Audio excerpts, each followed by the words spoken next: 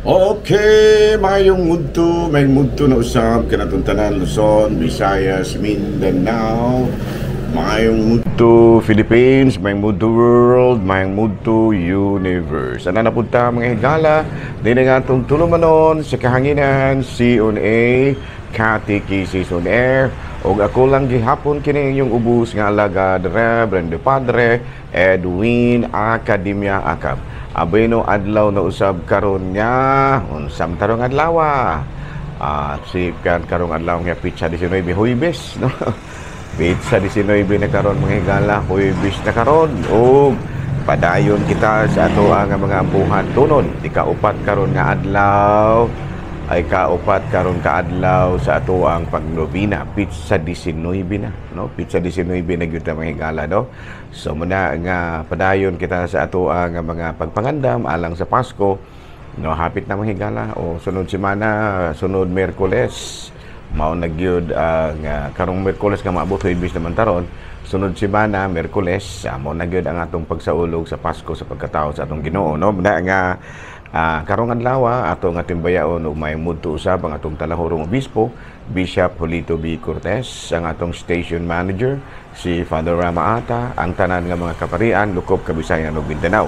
Of course dili nato si piaton pagtimbaya ang akong mga classmates mga higala no.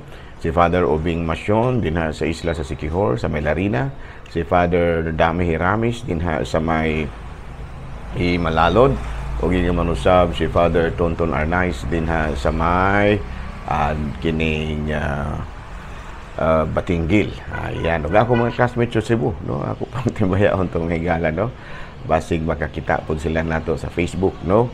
Ang atong kuraparo ang ato ang mga classmates na sa Cebu, si Father Joey Belsinia, si Father Glenn Vanson, si Father Peter Necesario, si Father Rosdel Noel no, si Father si Monsignor Tingting Angkahas no, si Father Omen Masyon no? Masyon Omen Mahusay no, si Father Mario Atienza manusab si Father Rosdel Noel, si Father Kiptix no? Si Father Kipling Agravante no.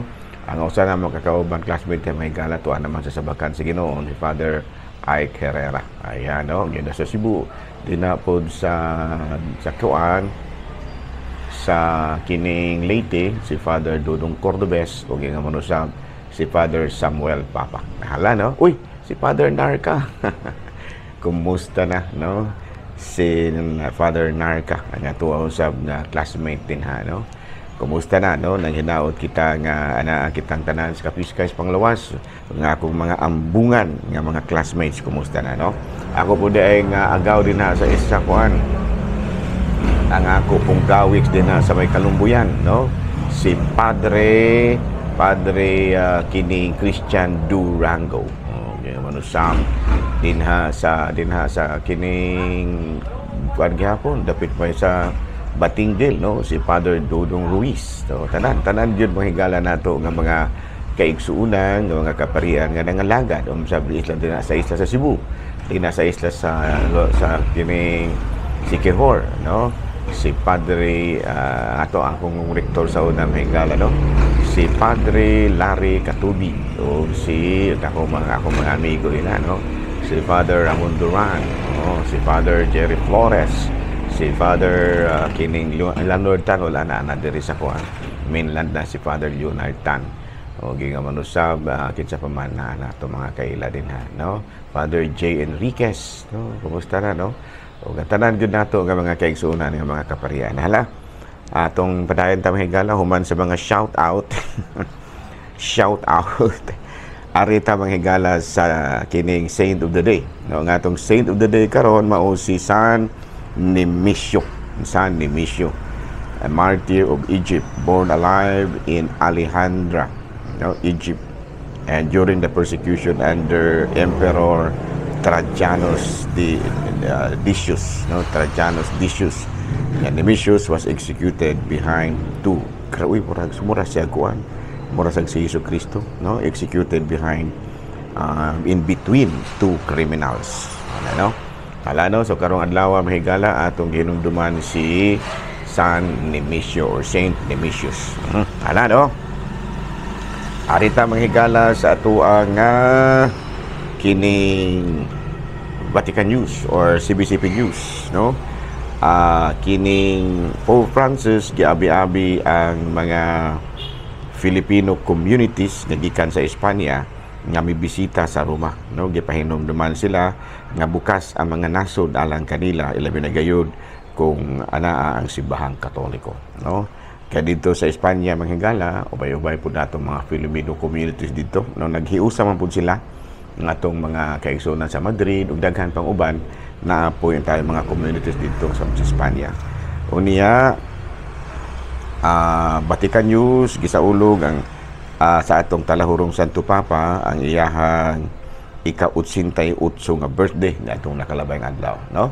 Si Pope Francis nagsaulog sa iyahang ika-88 nga birthday, no, ni atong nakalabayng adlaw, no? So happy birthday, no, Pope Francis. Hala, no, padayon ta mahigala, kumusta naman kanong puding? Ay okay na kayo ko, Father. Ikaw, Mr. Cheng, ay okay na ako, Padre, no? Wala na problema, no? Very good. Abi na mahigala, ikapoy-biyagin ko. No, kapoy-kapoy jud ko gamay kay kinibitang lahi ra man gud kinatulgan og adlaw o kinatulgan sa gabi.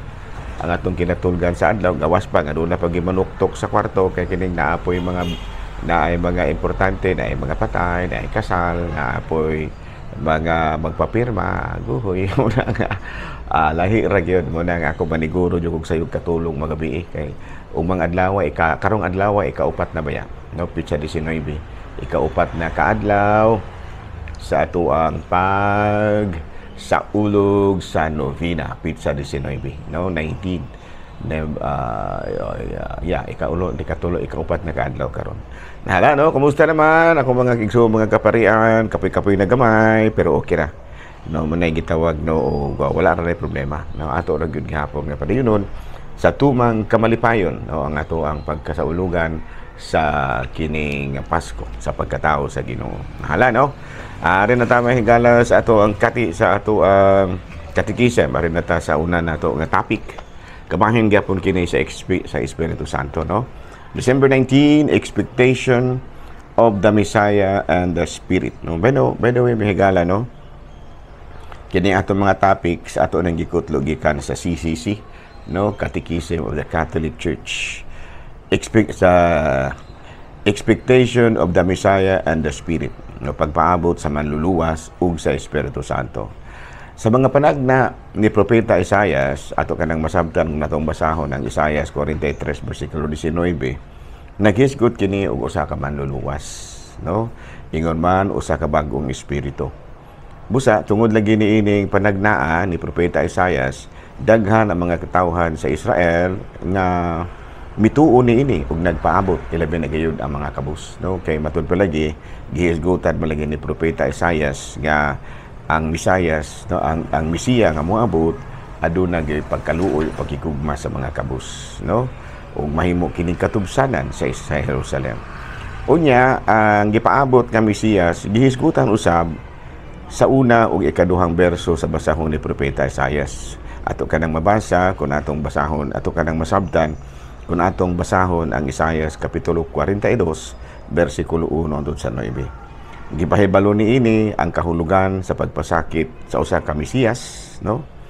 Ug gipasabot usab niini ang pagkunsad sa Espiritu Santo aron mabuhi ang kadaghanan, no? Sa ato paggipanagna nagidaan ni Propeta Isaias niya matud pa gitubos ang atong kamatayon ug masabtan nato ang paagi sa iyang kinabuhi. So muna, no, sa panahon pa lang daan sa wala pa matao si Kristo na nagpaabot na ning mga tao tungod kay gihisgutan naman gud sa mga propeta. Usa na kanila mao si Propeta Isaias. Naunya gani si Kristo mismo mibatbat niini sa Lucas kapitulo 4 bersikulo 18-19. Gitagna matud pa niya gitagna ng daan sa mga propeta ang pagkunsad sa Espiritu Santo diin makihinabi ang Dios diha sa iyang kasing-kasing gibag-uhon ang paagi ubos sa gugma ug kamatinud-anon.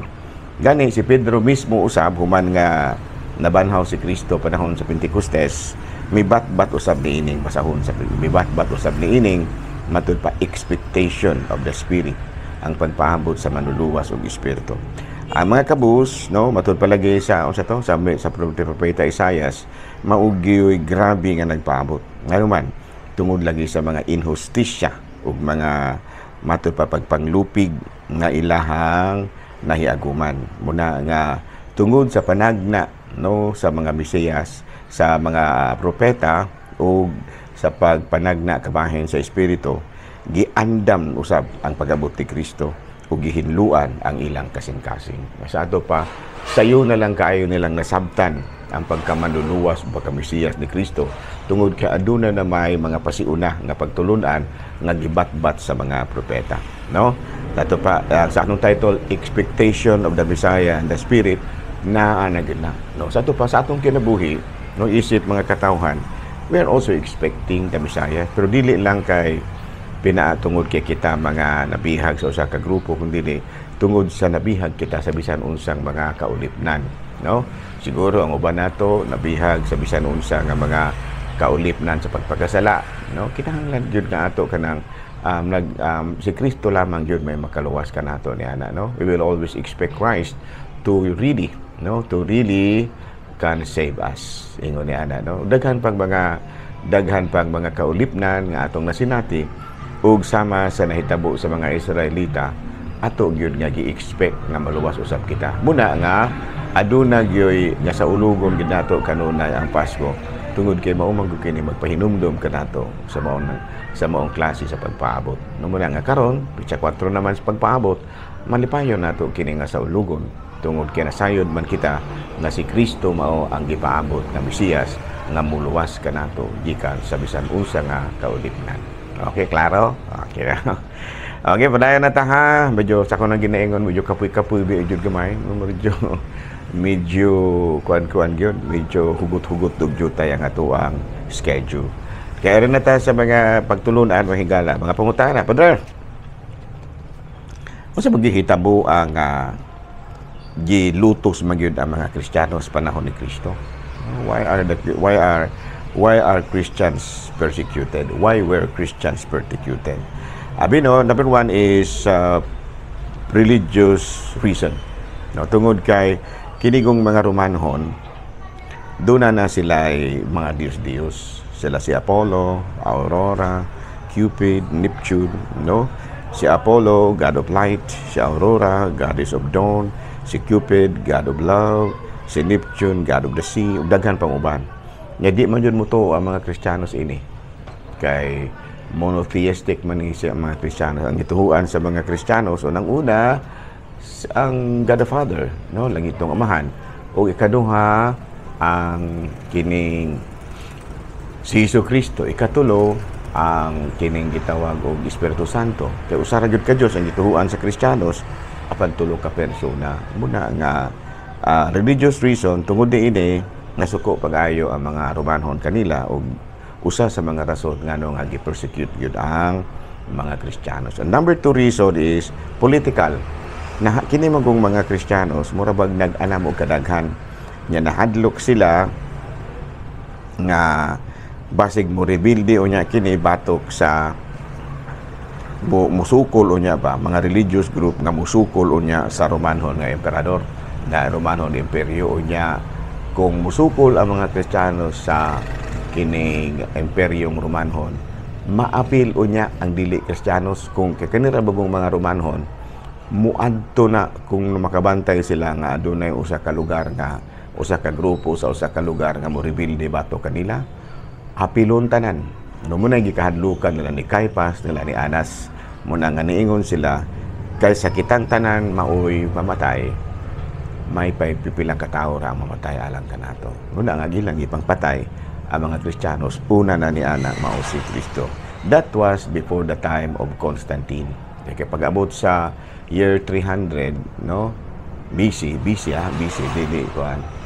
AD na AD, no? AD kuan naman ang mga Kristiyanos gidawat naman isip kining gitawag nato og official religion of the empire. No? So the reason is why the Christians are persecuted. Number 1 reason is religious. Number 2, political reason. Abi no, arita sa laing pangutana. Pader unsa ba di original nga pangalan ni Santa Claus? Abi no, ang original jud nga pangalan ni Santa Claus is San Nicolas, no? Center Nicholas. So Nicolas ganang tinuod niya pangalan. Unya tungod lagi sa kining gitawag natong kausaban sa mga sinultihan muna nga nahimo nga imbes San Nicolas, Santa Claus, San Nicholas, ano? San Nicholas. Ano nya kay kini laging uban lugos kay kalito kay kining nakalain-lain nga klase pinulungan muna nga imbes San Nicolas nahimo nga Saint Claus, Santa Claus, Santa Claus. Okay, klaro? Dayon das mga pangutana. Padot.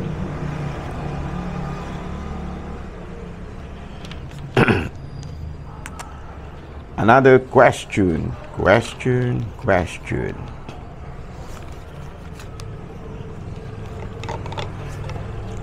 Okay, padahal sa amo diri sa bukid,